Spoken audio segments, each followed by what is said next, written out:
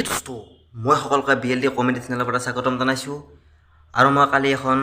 নাটক চাবলৈ গ'লোঁ আবাহন থিয়েটাৰ আৰু আবাহন থিয়েটাৰৰ যি লভিতা নাটকখন বহুত জনপ্ৰিয় হৈছে সেই নাটকখন কালি মই চাবলৈ গ'লোঁ আৰু মই